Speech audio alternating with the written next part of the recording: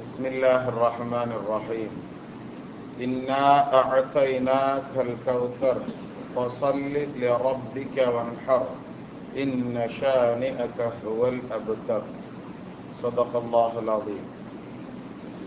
குர்ஆன் ஷரீஃபிலேயே வெறும் மூணு ஆயத்துகளை கொண்ட குட்டி சூரா இது.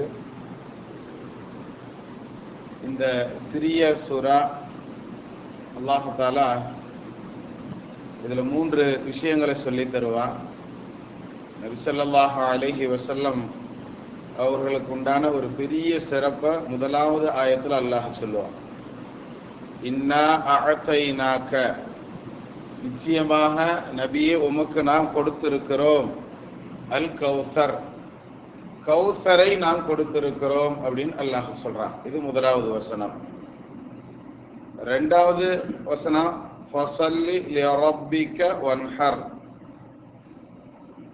அதனால் நீங்க என்ன செய்யுங்க, உங்களுடைய இறைவனை தொழுகுங்கள், வன்ஹர், அவனுக்காக வேண்டின்னு சொல்லி குர்பானியும் கொடுங்கள் அப்படின்னு இரண்டாவது வசனத்துல சொல்றான்.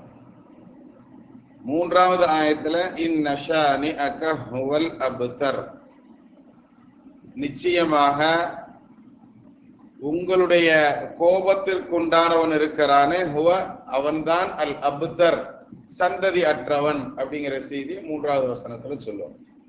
மொத்தம் 3 வசனம், 3 வசனத்தினுடைய பொருட்களை நாம பார்த்திருக்கிறோம். அடுத்த அந்த வசனத்தினுடைய விளக்கத்தை பார்க்கலாம்.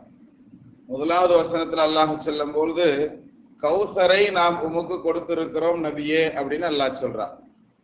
கௌசர் அப்படின்னு சொன்னா நாளைக்கு மஹ்ஷர் மைதானத்துல எல்லா மக்களும் தண்ணீர் தாகத்தோடு நிற்பார்கள் அப்படிங்கிற செய்திகளை நாம ஹதீஸ்ல கேள்விப்பட்டிருக்கோம் இல்லையா? அந்த தண்ணீர் தாகம் உண்டான அந்த நேரத்துல நபி ஸல்லல்லாஹு அலைஹி வஸல்லம் சில ஹதீஸ்களை இப்படி சொல்லி இருக்கிறாங்க. உலகத்திலேயே ஏதாவது ஒண்ணு உதாரணம் சொல்லணும். இப்போ உதாரணத்துக்கு வீரமான ஆளு அப்படின்னு சொல்லணும்னா அந்த ஆளு சிங்கம் மாதிரிப்பா அப்படின்னு சொல்லுவோம், அப்படித்தானே? சிலர் நல்ல குரல் டோன் பயங்கர நல்லா இருக்கும், அது பின்னாடி நின்று அந்த இருமல் சவுண்டு கூட சும்மா கண்ணீர் கண்ணீர்ன்னு இருக்கும்.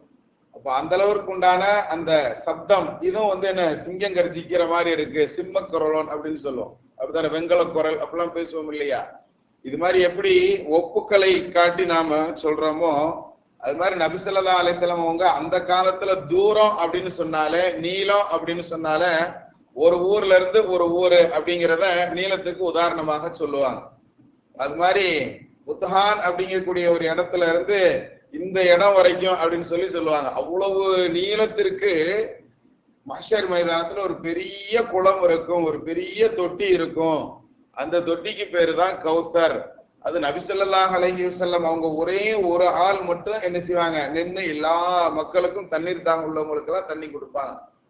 வானத்துல உண்டான நட்சத்திரம் அளவிற்கு உண்டான கோளைகள் என்ன செய்யுமா அந்த தொட்டிக்காக வேண்டின்னு சொல்லி சுத்தி சுத்தி எல்லா இடங்களிலும் இருக்கும். ஆனா நபி ஸல்லல்லாஹு அலைஹி வஸல்லம் எங்க போய் யார் தண்ணி கேட்டாலும் நபி மின்னல் வேகத்துல அந்த இடத்துல நின்று தண்ணி எடுத்து கொடுப்பாங்க.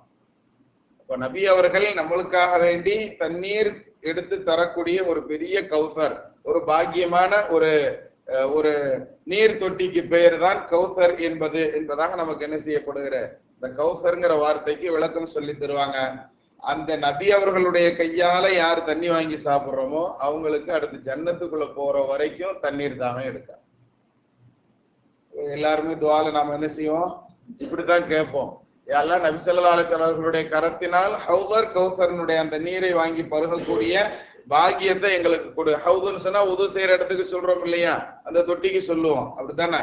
ஹவுதுங்கிற கௌசர்னா கௌசர் அப்படிங்கக்கூடிய அந்த ஹவுதுல இருந்து அந்த தொட்டியில இருந்து நபியினுடைய கரத்தினால் தண்ணீர் வாங்கி குடிக்கக்கூடிய பாக்கியத்தை எங்களுக்கு கொடுன்னு நாம கேட்கணுங்கிறதையும் நமக்கு நபி ஸல்லல்லாஹு அலைஹி வஸல்லம் என்ன செஞ்சிருக்கிறாங்க, கத்து கொடுத்திருக்கிறாங்க. அந்த பாக்கியவான்களில் அல்லாஹ் நம்மை கபூல் செய்வானா. இது முதலாவது ஆயத்து. இரண்டாவது ஆயத்து, நாம இப்படிலாம் உங்களுக்கு ஒரு பெரிய நியாமத்து, அந்த தொட்டில இருந்து தண்ணி எடுத்து கொடுக்கக்கூடிய பாக்கியம் வேற யாருக்கும் கிடையாது. அதே மாதிரி அதுல இருந்து தண்ணீர் குடிக்கிற பாக்கியமும் எல்லாருக்கும் கிடைச்சிடாது அப்படிங்கிறதே நமக்கு சில ஹதீசுகள் சொல்லும். சிலரை அந்த தொட்டி பக்கத்திலேயே வரவிடாம மலக்குமார்கள் விரட்டுவாங்களாம். ஏன் அப்படின்னு கேட்கும் போது அதற்குண்டான சில காரணங்கள் சொல்லப்படும். அப்படின்னா பரவாயில்ல அப்படின்னு நபி ஸல்லல்லாஹு அலைஹி வஸல்லம் சொல்லிடுவாங்க. அப்ப சிலர்களுக்கு அந்த பாக்கியம் கிடைக்காதுங்கிறதை நாம பார்க்கிறோம் இல்லையா? தண்ணி குடிக்கிற பாக்கியமும் கிடைக்காது, நபி ஸல்லல்லாஹு அலைஹி வஸல்லம் அவர்களுடைய கரத்தினால் எடுத்து கொடுப்பதற்குண்டான பாக்கியமும் கிடைக்காதுங்கிற அந்த பேநசீப் உள்ள நபர்களும் சிலர்கள் இருக்கிறாங்க. அவங்க யாருன்னு இன்ஷா அல்லாஹ் நாளைக்கு பார்ப்போம். அடுத்து ஃபஸல்லி லிரப்பிக வன்ஹர், இரண்டாவது ஆயத்துல அல்லாஹ் சொல்றான், இப்படிப்பட்ட பெரும் பாக்கியத்தை உங்களுக்கு நாம கொடுத்திருக்கிறோம் இல்லையா, அதனால இறைவனுக்கு நீங்கள் நன்றியாக நீங்கள் தொழுகையை கடைபிடியுங்கள். வன்ஹர், நஹர்னா அறுக்கிறது, குர்பானி கொடுக்கிற. சோ இறைவனுக்காக வேண்டி உண்டான இபாதத்துகளை நன்றியின் முகமாகவாவது நீங்கள் செய்யுங்கள் அப்படிங்கிற செய்திய நமக்கு இரண்டாவது ஆயத்து சொல்லும். அப்ப ரப்பு நமக்கு என்னென்னலாம் நிஅமத்துகள் அருள்கள் செஞ்சிருக்கிறானோ அதெல்லாம் நினைச்சு பார்த்து நாம ஒன்னொன்னுக்கும் நாம் இறைவனுக்காக வேண்டி இபாதத்து செய்யணும் அப்படிங்கறத நமக்கு இரண்டாவது வசனம் பொதுவாக நமக்கு சொல்லி தரக்கூடிய கருத்து அப்படிங்கறத நமக்கு பெருமக்கள் விளக்கம் சொல்லுவாங்க. அதுலயும் குறிப்பாக தொழுகை அதே மாதிரி குர்பானி, இந்த ரெண்டும் இபாதத்துகள்லயே நன்றிக்காக வேண்டி செய்யக்கூடிய இபாதத்துகள்ல பிரதானமானது அப்படிங்கிற செய்தியை நமக்கு இந்த வசனத்திற்கு விளக்கம் சொல்லக்கூடிய பெருமக்கள் விளக்கமாக சொல்லி தருவாங்க. சரி, மூன்றாவது ஆயத்து இன் நஷானி அக ஹுவல் அப்தர். முதல் சொன்ன ரெண்டு ஆயத்துக்கும் இது மூணாவது ஆயத்துக்கு சம்பந்தமே இல்லாத மாதிரி இருக்கும். நிச்சயமாக உங்களை கோபப்படுத்தியவன், அந்த கோபத்திற்குரியவன் இருக்கிறானே அவன் தான் அபுத்தர், சந்ததி அற்றவன் அப்படிங்கிற செய்தி அல்லாஹ் சொல்றான். நல்லா கவனிச்சு பார்த்தோம் அப்படின்னு சொன்னா மேல உள்ள ரெண்டு வசனத்திற்கும் மூணாவது வசனத்துக்கும் எந்த தொடர்புமே இல்லை. ஆனா இந்த வசனத்தை ஏன் அல்லாஹ் இங்க சேர்த்து இருக்கிறாங்கிறதுக்கு நமக்கு பெருமக்கள் விளக்கம் சொல்லும் பொழுது, நாம நேற்று ஜும்மால கூட சொன்னோம் இல்லையா, அதாவது நபி ஸல்லல்லாஹு அலைஹி வஸல்லம் அவர்களுக்கு எத்தனை பிள்ளைங்க? மொத்தம் 7 பிள்ளைங்க அப்படின்னு பார்த்தோம். அந்த 7 பிள்ளைங்கள்ல 3 ஆண் பிள்ளைகளும் ஒன்றன் பின் ஒன்றாக அது பிறந்த உடனே 2 வயது கூட முழுமையாகாமல் மௌத்தாகிறதுனால அந்த நேரத்துல ஊர் மக்கள்லாம் ஒவ்வொரு மாதிரி குசு குசுன்னு பேசிக்கிட்டாங்களாம். அப்படி பேசும் பொழுது பகிரங்கமாக நபி ஸல்லல்லாஹு அலைஹி வஸல்லம் அவர்களுடைய காதுல விழுகிற மாதிரியே ஒரு நபர் என்ன செஞ்சாராம், இந்த மாதிரி பேசினாராம். அதாவது நபி சந்ததி இல்லாத ஆள் போல தெரியுது. முகம்மதை பார்த்தோன்னு சொன்னா இவருக்கு ஆம்பளை பிள்ளைங்களே தங்காம இருக்கிறதுனால, இவரு கூட வாழாமல் இருக்கிறதுனால, அதுவும் இல்லாம இவர்ல நான் தான் நபின்னு சொல்லிக்கிட்டு இருக்கிறதுனால தண்டனையாக அல்லாஹ் இப்படி கொடுத்துட்டான் போல அப்படிங்கிற செய்திகளை எல்லாம் அரசல் புரசலாக பேசி கொண்டிருந்தார்கள்.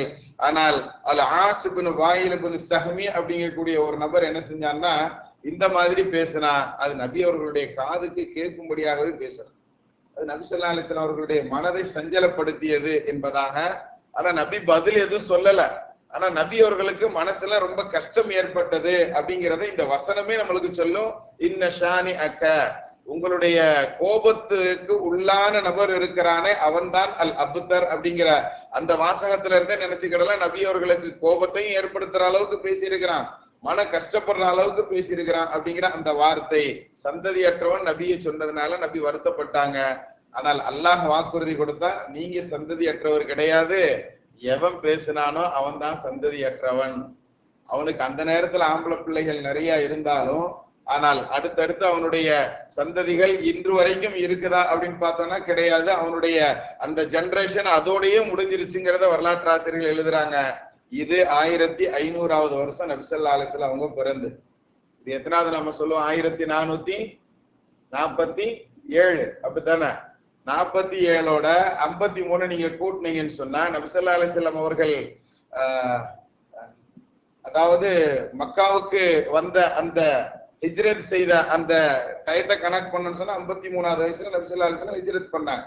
அப்ப அந்த ஹிஜ்ரத் பண்ண அந்த 53 வருஷத்தை அப்படியே எடுத்தவர்களுடைய வயதை இந்த 1447ஓட நம்ம கணக்கு பண்ணணும்னு சொன்னா 1500 வருஷம் ஆச்சு. இப்போ வரைக்கும் நபி ஸல்லல்லாஹு அலைஹி வஸல்லம் அவர்களுடைய சந்ததிகள் இந்த துனியால நம்ம எப்படி ஃபாத்திமா அம்மாவுக்கு 5 பேர பிள்ளைகள்னு சொன்னோம் பாருங்க, அவர்களுடைய வாயிலாக அல்லாஹ்தாலா இன்று வரைக்கும் வைத்திருக்கிறான்.